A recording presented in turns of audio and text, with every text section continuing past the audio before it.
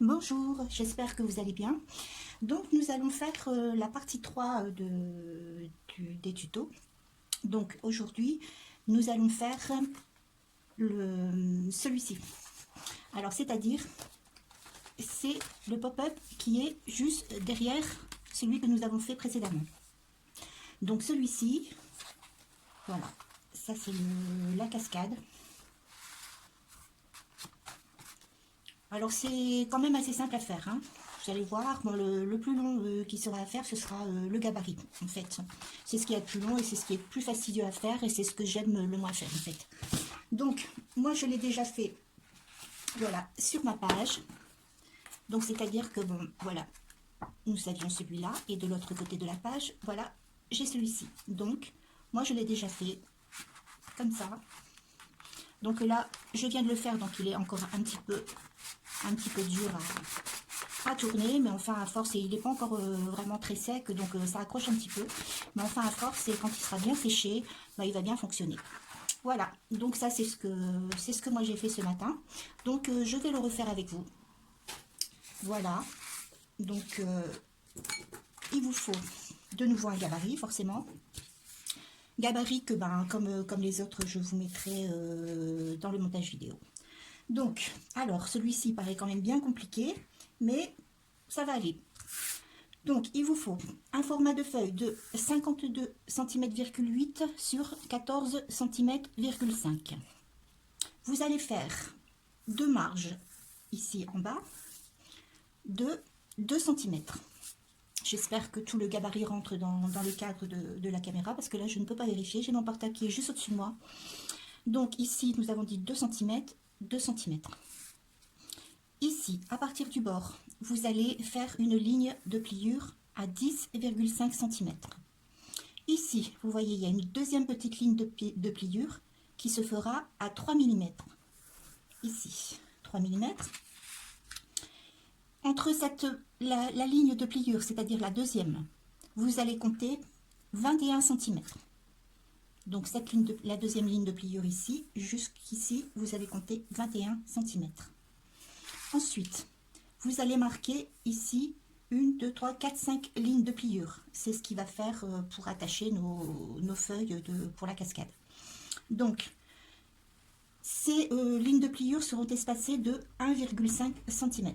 Donc, vous en avez 1, 2, 3 et 4. Après, ici, alors, vous allez repartir vers le bord et vous allez compter du bord jusqu'ici 8,5 cm. J'espère que c'est clair parce que voilà, moi je me comprends avec mon petit gabarit, mais j'espère que pour vous ce sera clair.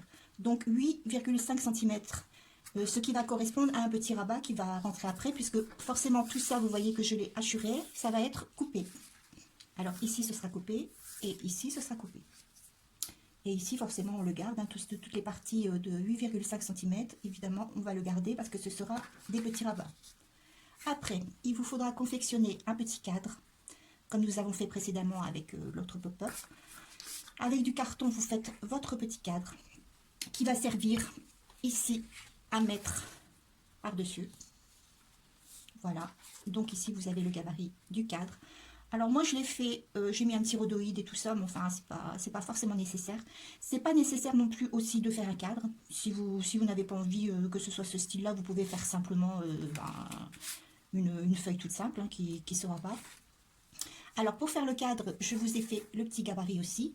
Il vous faudra un morceau de cardstock de 13 cm sur 10 cm avec une marge de 2 cm. Ce qui fera que votre cadre ici qui sera à couper sera de 9 cm sur 6 cm. Voilà pour le cadre. Et il vous faudra encore, alors là il faut que je remesure parce que je ne m'en souviens plus, je n'ai pas noté. Il vous faudra 4 rectangles de cardstock de 14 cm et demi sur 10 cm et demi. C'est ce qui va venir ici. Voilà, c'est ce qui va former justement les pages de la cascade. Voilà, alors là c'est tout ce que vous avez à préparer. Je voulais vous parler aussi des pages que, voilà, que moi je fais. Bon, en fait, je ne suis pas tellement les techniques voilà, que je vois et que j'ai apprises parce que pour moi, elles sont, je vais pas dire qu'elles sont compliquées, mais voilà, ça m'ennuie un peu. Donc, bah, moi, j'ai fait mon style de page. Voilà. Je les ai expérimentés, je vais dire, ça tient très bien parce que c'est exactement ce que j'ai fait dans cet album-là. Et en fait, les pages tiennent très bien. Pourtant, elles sont quand même chargées. Et franchement, bah, ça tient super bien. Voilà. Forcément, il faut faire vos pages avec un carsot quand même assez épais. Alors moi, vous avez le gabarit de votre page avec les dimensions que je vous ai données. Hein, c'était, je ne me souviens plus d'ailleurs, je mesurais, c'était 21 je crois. Oui, 21 sur 23 centimètres. Alors ça, c'est les dimensions que je vous avais données. Donc moi, ma page, voilà, j'ai mes 21 centimètres sur, comme ça, et j'ai une marge de 1,5 cm que je plie et que je viens coller sur la tranche de mon album. Voilà, c'est tout simple. Moi, je fais comme ça. Après, pour les doublures de page et tout ça, bon ben voilà, moi je rajoute et puis voilà, j'arrive à faire mes doublures de page. Voilà, c'est ce que je vous ai expliqué pour la page. Je vous laisse préparer tout vos petits matériels et puis après je reviens vers vous pour vous expliquer le tuto.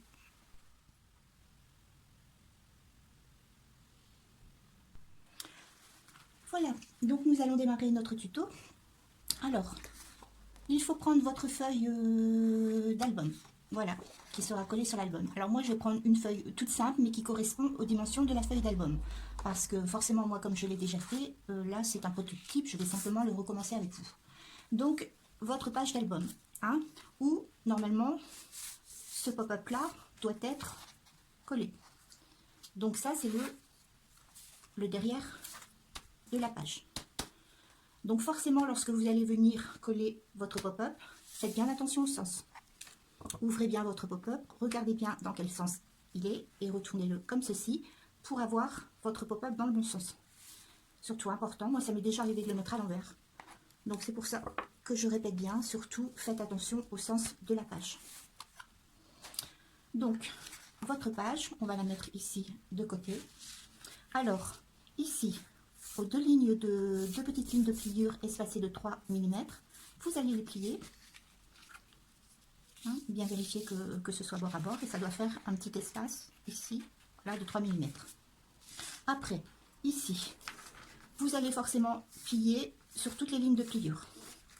Ou plutôt marquer le pli, hein, pas forcément plier, mais marquer le pli sur toutes vos lignes ici de pliure. Voilà. Lorsque vous avez terminé votre pliage, bon ici préparez aussi vos deux petits rabats, vous allez fermer, je vais plutôt le faire dans ce sens. Là, vous ouvrez votre petit rabat ici et vous venez plier. Alors ici, à la dernière ligne, vous venez plier comme ceci. Voilà. Donc, je répète bien, ici, à la dernière ligne, vous pliez, voilà, comme ceci.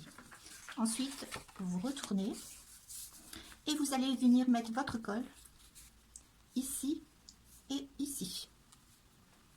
C'est ce qui va nous permettre après de coller sur notre feuille comme ceci.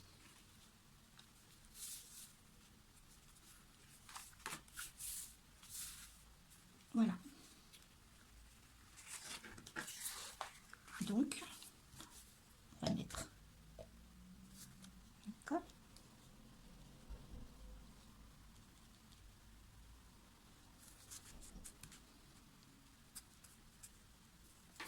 Voilà. Vous prenez votre feuille, votre page. Alors, vous le positionnez, voilà, vous essayez de bien centrer. Ben, moi, je ne vais pas mesurer là parce que voilà, c'est pas ma page vraiment. Donc, surtout, vous faites très attention que ce soit bien centré. Et vous collez. Donc, vous voyez, vous avez tous vos marquages ici, hein, où les pages vont venir ici se coller. Voilà, vous voyez, c'est tout simple. Bon, moi, ce que je fais, voilà, je passe ma règle ici. Voilà. Bien collé. Voilà. Alors, lorsque vous avez terminé de coller, vous allez prendre vos feuilles. ici, vos petites feuilles, et vous allez venir les coller à chaque espace que nous avons marqué. Donc, ben, c'est une cascade en fait, hein. Je pense peut-être que certaines d'entre vous l'ont déjà fait. C'est pas très compliqué. Ce qu'il faut faire par contre, c'est surtout bien aligner. Donc là, je peux pas me lever parce que sinon vous allez voir que ma tête. Donc je vais essayer. Voilà, comme ça. Mais enfin, ça va quand même beaucoup mieux quand on est debout. Voilà. Donc, votre première feuillet est collé. On va le rentrer à l'intérieur, comme ceci. Et on va coller la deuxième.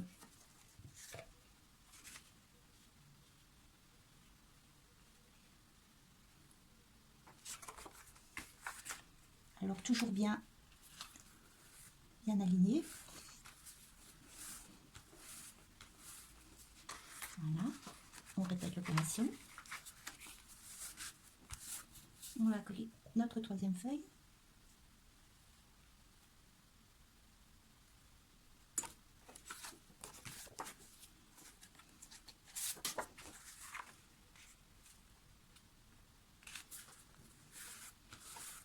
Voilà. Et notre dernière feuille.